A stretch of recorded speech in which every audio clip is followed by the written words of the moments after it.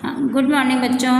आज हम लोग हिंदी सेकेंड की बुक में चैप्टर 19 विशेषण का अभ्यास कार्य करेंगे। देखिए, सबसे पहले आज की डेट और कोटेशन लिख देंगे। इसके बाद क्वेश्चन नंबर 1, निम्नलिखित वाक्यों में विशेषण शब्दों को रेखांकित कीजिए तथा उनकी अवस्थाओं के भेद पर सही का निशान लगाइए। अवस्था कौन कौन सी होती हैं? विशेषण की 3 अवस्थाएं होती हैं, मूल अवस्था, उत्तरावस्था और उत्तमावस्था। कि जो एक व्यक्ति के बारे में कुछ बताया जाए या एक वस्तु के बारे में कुछ बताया जाए तो मूल अवस्था है।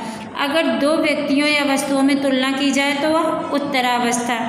और अगर बहुत सारी चीज़ों या बहुत सारे व्यक्तियों में से किसी एक की श्रेष्ठता बताई जाए या उसके दोषों को बताया जाए तो उत्तमावस्था होती है। तो का खंड है? जम्मू कश्मीर सुंदर प्रदेश है, ठीक है। तो इसमें सुंदर है, उसकी विशेषता बताई गई, तो यहाँ पर मूलावस्था। हिमालय पर्वत सबसे ऊंचा पर्वत है, इसकी विशेषता है कि ये सबसे ऊंचा है, तो सभी पर्वतों में ऊंचा है, इसलिए यहाँ पर उत्तमावस्था। दक्षिण भारत की संस्कृति प्राचीनतम है, प्राचीनतम मतलब होता है सबसे प्राचीन, तो यहाँ पर उत्तमावस्था। आम पपीते से अधिक मीठा होता है, इसकी विशेषता क्या है? मीठा, इसको अंडरलाइन करेंगे। और आम और पपीते में तुलना की गई, उसमें आम अधिक मीठा है, इसलिए उत्तरावस्था। गंगा यमुना से लंबी नदी है, तो गंगा गंगा की विशेषता हुई कि लंबी है, और किससे लंबी है? यमुना से लंबी है, इसलिए यहाँ पर उत्तरावस्था हो गई। इस पर टिक करेंगे। फिर क्वेश्चन नंबर 2 देखिए, निम्नलिखित वाक्यों के रेखांकित शब्दों में विशेषण का कौन सा भेद है? कोष्ठक में दिए गए उचित भेद पर सही का निशान लगाइए। कुछ विद्यार्थी यहाँ नहीं आए, तो कुछ विद्यार्थी कौन सा विशेषण हुआ? संख्यावाचक। सफ़ेद ताजमहल को मैं देखती ही रह गई, ताजमहल की विशेषता क्या है? कि वह सफ़ेद है, तो यहाँ पर कौन सा हुआ? गुणवाचक। घड़े में थोड़ा पानी भरा है, कितना पानी है? थोड़ा है, तो यहाँ पर परिमाणवाचक, क्योंकि जो चीज़ें हम गिन सकते हैं उसको संख्यावाचक विशेषण कहते हैं, और जो चीज़ें नापी जाती हैं, नाप तौल होती, तौल कर खरीदते हैं या नापते हैं, तो वहाँ पर परिमाणवाचक होता है। तो यहाँ पर घड़े में थोड़ा पानी है, तो यहाँ पर क्या हुआ? परिमाणवाचक। कृष्ण सांवले रंग के थे, तो कृष्ण की विशेषता क्या है? कि उनका रंग सांवला था, तो कौन सा विशेषण हुआ? गुणवाचक विशेषण, इस पर टिक करेंगे। एक डिब्बा पापकार्न खत्म हो गया, पापकार्न कितना था? 1 डिब्बा, लेकिन रेखांकित सिर्फ 1 डिब्बे को किया है ना, तो 1 डिब्बा, डिब्बे की संख्या 1 है, इसलिए यहाँ पर संख्यावाचक विशेषण। यह घर सुंदर है, तो यह घर जो संज्ञा सर्वनाम शब्द है उसमें क्या है? उसके पहले जो लगते हैं, जो शब्द संज्ञा और सर्वनाम से पहले प्रयोग किए जाते हैं, उनको क्या कहते हैं? सार्वनामिक विशेषण, तो इस पर टिक करेंगे।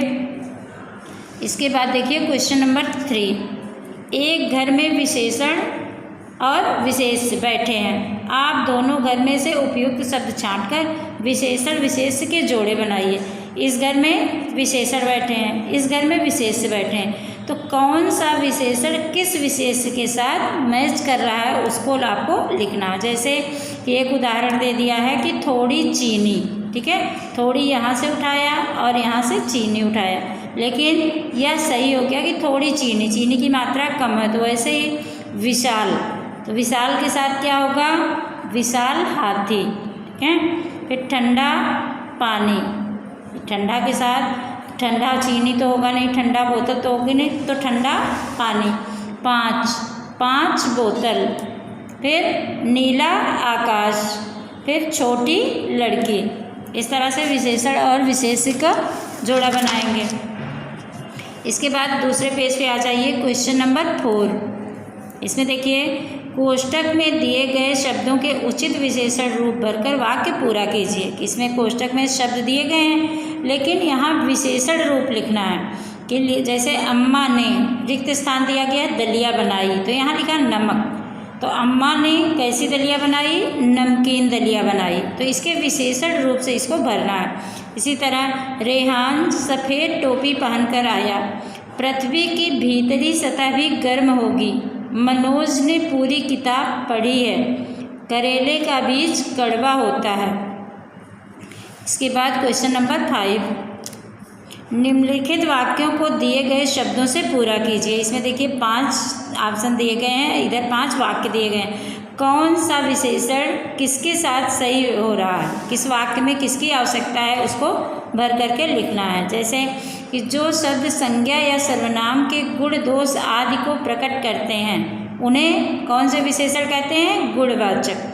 जो शब्द संज्ञा सर्वनाम की विशेषता बताते हैं उन्हें विशेषण कहते हैं। जो शब्द संख्या का बोध कराते हैं उन्हें संख्यावाचक विशेषण कहते हैं। जो शब्द संज्ञा से पहले आकर संज्ञा की विशेषता बताते हैं उन्हें सार्वनामिक विशेषण कहते हैं। जो शब्द माप तौल का बोध कराते हैं उन्हें परिमाणवाचक विशेषण कहते हैं। इसके बाद देखिए क्वेश्चन नंबर 6। क्वेश्चन नंबर 6 में निम्नलिखित संज्ञा शब्दों से पहले विशेषण शब्द लिखिए। जो संज्ञा शब्द दिए गए हैं इसकी कुछ तो विशेषता होगी, तो उसके जो विशेषताएं हैं उसको लिखना है कि जिससे इसकी विशेषता प्रकट हो जाए, ऐसे विशेषण शब्द लिखने। जैसे कमल, तो कमल का रंग होता है लाल, तो इसलिए आपने लाल लिख दिया, लाल कमल। साड़ी, रेशमी साड़ी। पुस्तक, मोटी पुस्तक। सड़क, चौड़ी सड़क। शेर, बूढ़ा शेर। मौसम, सुहावना मौसम। ठीक है, इस तरह से पूरी एक्सरसाइज फिल कर देंगे।